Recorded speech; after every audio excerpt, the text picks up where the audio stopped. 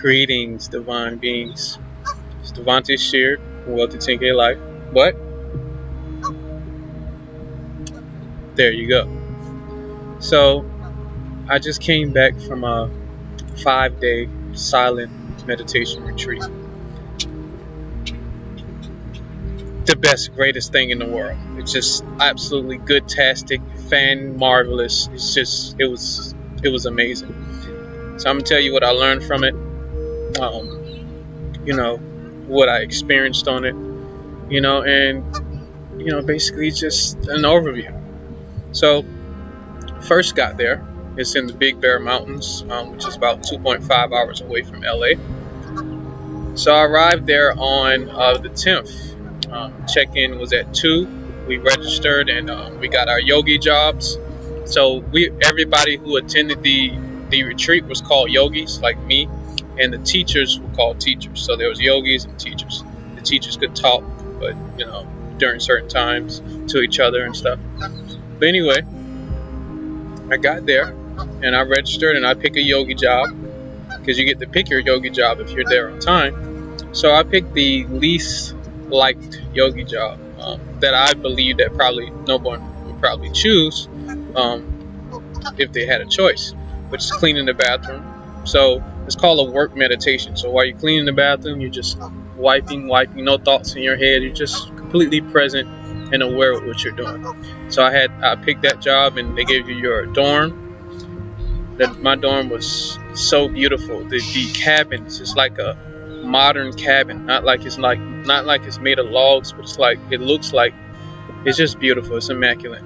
So I got in my room, unpacked, and I seen this white bed, it looked like Tempur-Pedic. These sheets were everything was just white, and it was just ready for me to make up. Like, they were just folded so perfectly.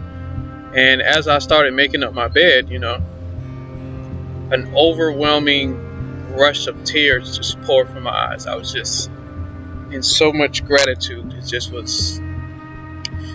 It was beyond gratitude. It was like, wow, this is like a God bed, because I never would think of getting all white sheets, because you have to wash them a lot.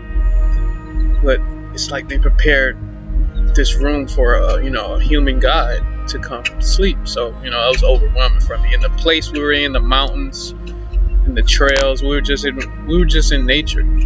So the first day, after you settled in, dinner was at 5:30. They had a master chef. This chef was immaculate with the skills. So we all went to the eating hall. So they have an eating hall. That's where we registered, and we eat our food in, eating meditation. And they have a meditation hall, which is called the sitting room or sitting hall. That's where we meditate, sitting down at. So at 5:30, we all went to the dining hall. We greeted each other, while we were checking in. We could talk then. We went to the dining hall. We all ate, the amazing dinner. And then at 8 o'clock, we all returned. We all went to the meditation hall. And this is where, the rules were given, no celibacy, no recreational drugs or alcohol, noble silence, which means, you don't talk to people. And they say the eyes convey a lot of meaning, a lot of conversation, a lot of communication happens through the eyes. So you don't even have to look at people. You don't even have to acknowledge people, because we have that tendency to acknowledge everyone we see. And say, for a moment while you're at this retreat, just feel free to completely be yourself, because we all have a show face. When we see somebody as, they say feel free to drop that. You don't have to make eye contact. You don't have to hold doors. It's just completely you here alone by yourself in the silence. So that was started at 8. They gave us the rules. We made a vow of silence at 8 p.m. And then 9 p.m. we went to sleep or whatever. You could if you wanted to, but I just went to sleep. Wake up the next morning, 6:15 is the first meditation. So there was a sitting meditation and walking meditation and eating meditation. So we would go to the sitting hall, sit for 45 minutes. That's the sitting meditation. And 7:30 we would go eat breakfast. I'm intermittent faster, so I didn't eat breakfast. So I just kind of observed and watched people silently. And after breakfast, if you had your yogi job after breakfast, you did your yogi job. The other people were going to walking meditation. So walking meditation is you walk with no thoughts. You're just completely aware of what you're doing. You're walking. We were taught to treat each step as if the feet is kissing the ground. So everybody was walking very slow and present, and they had hiking trails that you can go on. I went on those, and then about 9:30, it's time to return to the meditation hall for another sitting. So we returned to the meditation hall, and we had like a guided meditation by the teachers, and we would do that for 45 minutes, and then it would be time for another walking meditation for 45 minutes. Then it would be time for another sitting meditation for 45 minutes, and after that it would be 12 p.m. time for lunch. We do eating meditation. Lunch was just immaculate. He made lunch better than dinner, which is like mind blowing. I'm like, whoa. So I ate lunch, around 12 p.m. Usually my regular eating time is now 3 p.m. But I was at a retreat. I didn't want to wait till 5:30 for dinner. Anyway, I ate the delicious food, and then after lunch, at 2:30 we will return to the hall again for another sitting. Then we would do a walking meditation for 45 minutes, and then we would have a Dharma talk at 4 o'clock, which is the teachers give their advice and what they learned throughout their years of practice, and Buddhist concepts and ideologies, and then they open the floor for Q&A.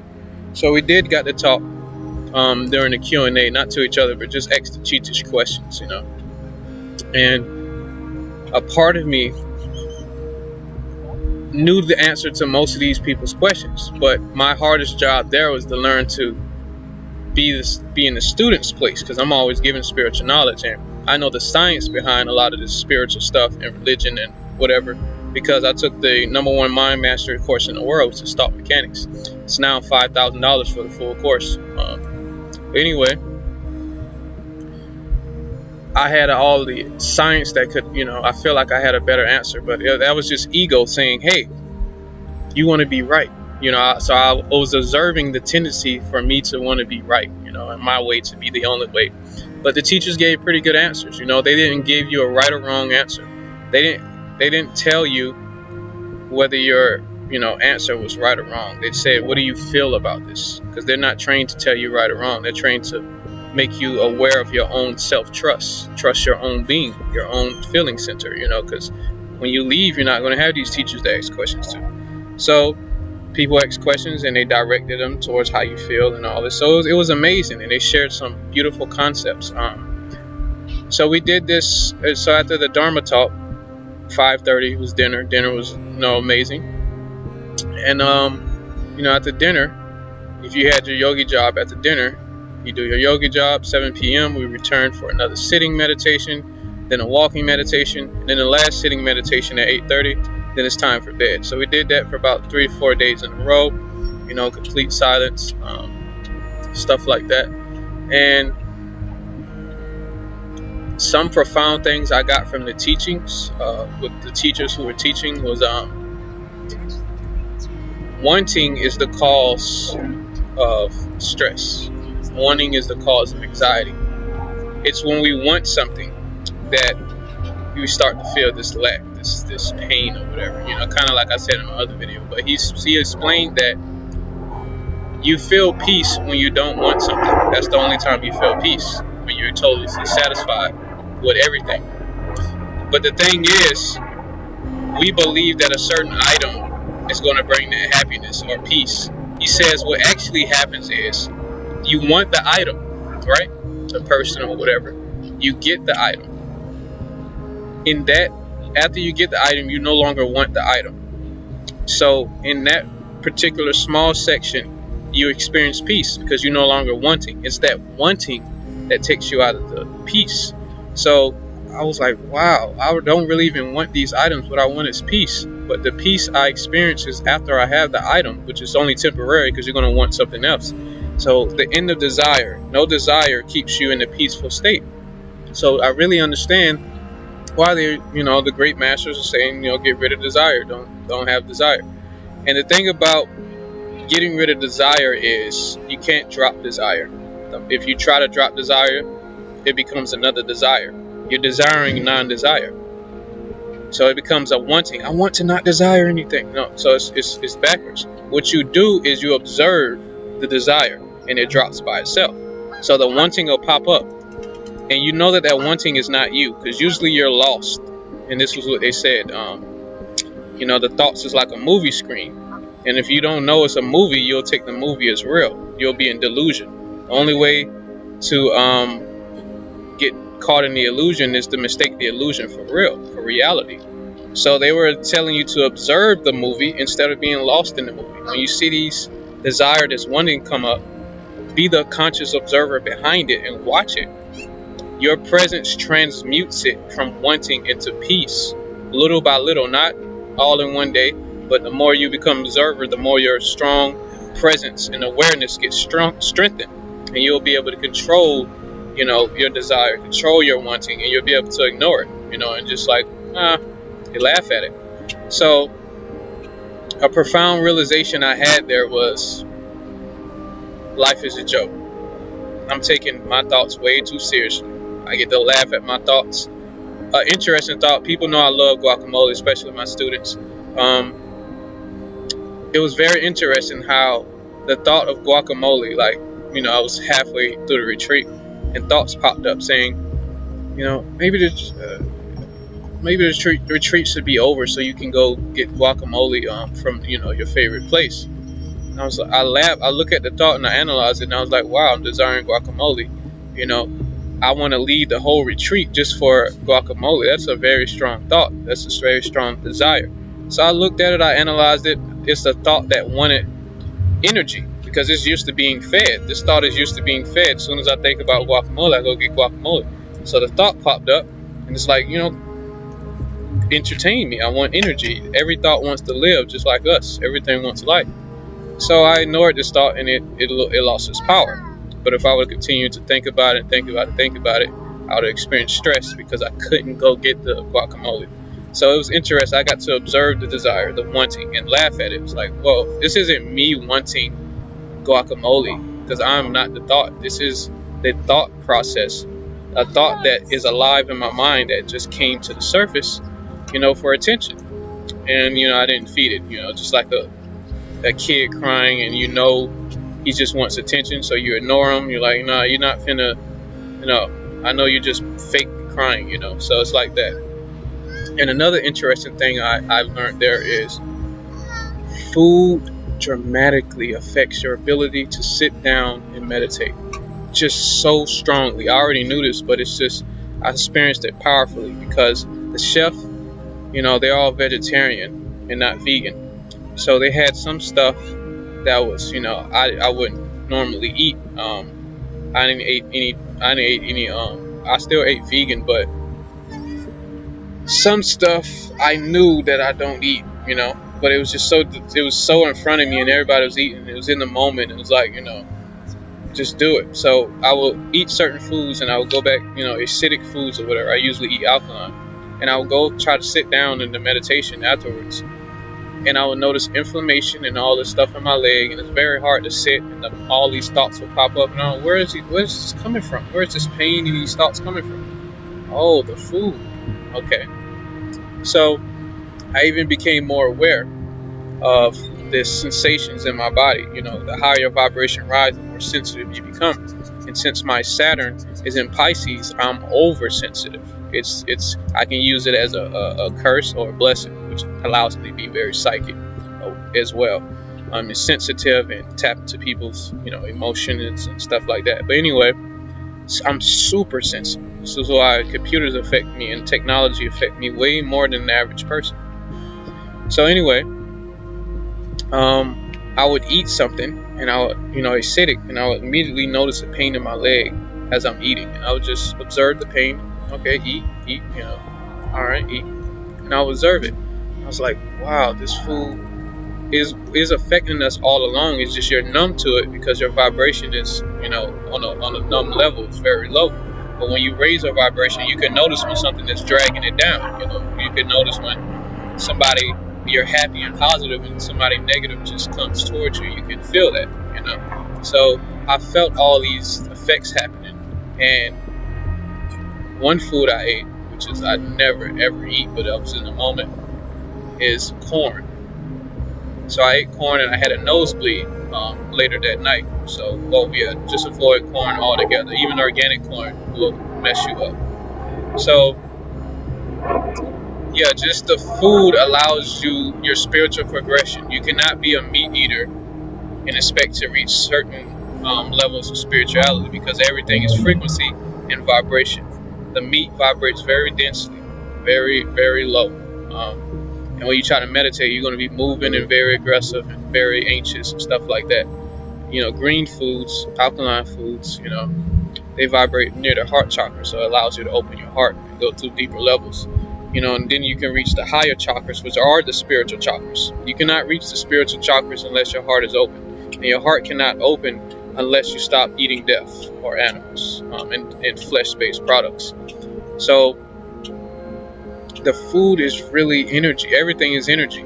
Food is spirit, So what are you putting into your body affects your ability to transcend thought, transcend the mind, and reach higher states of consciousness.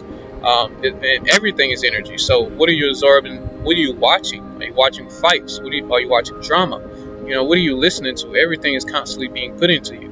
But the greatest form of self-discipline, the first form of self-discipline, is controlling what you eat.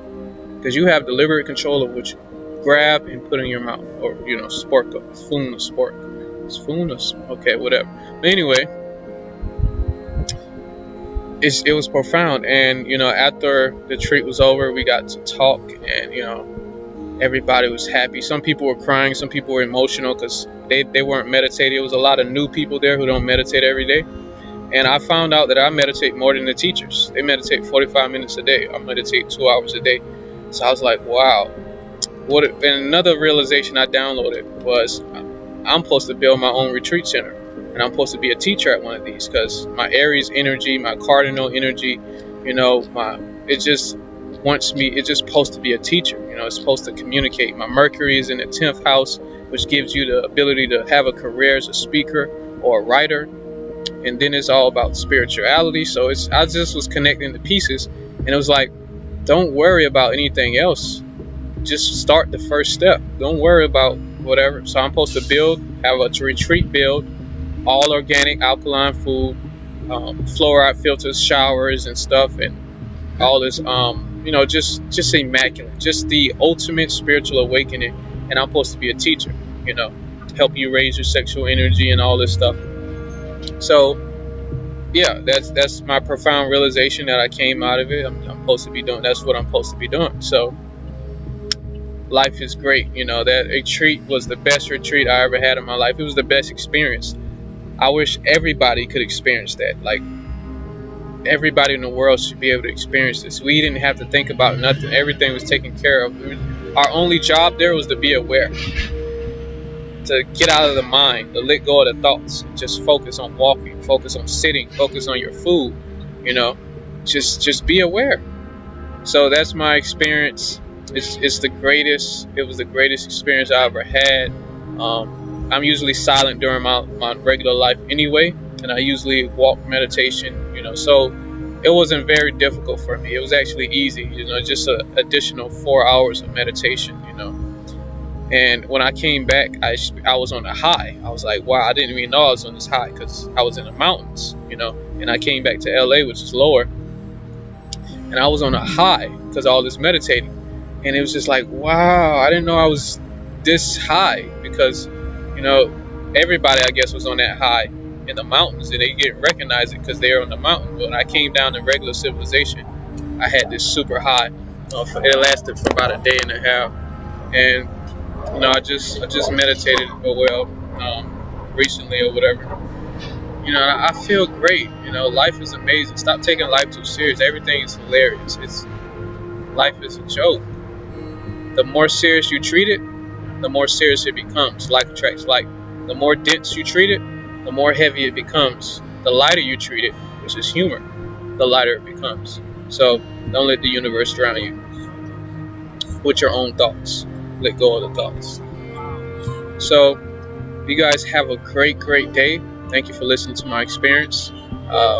Like, comment, share, subscribe if you're really getting value from these videos. I love you all. Cuando solo se mira al fin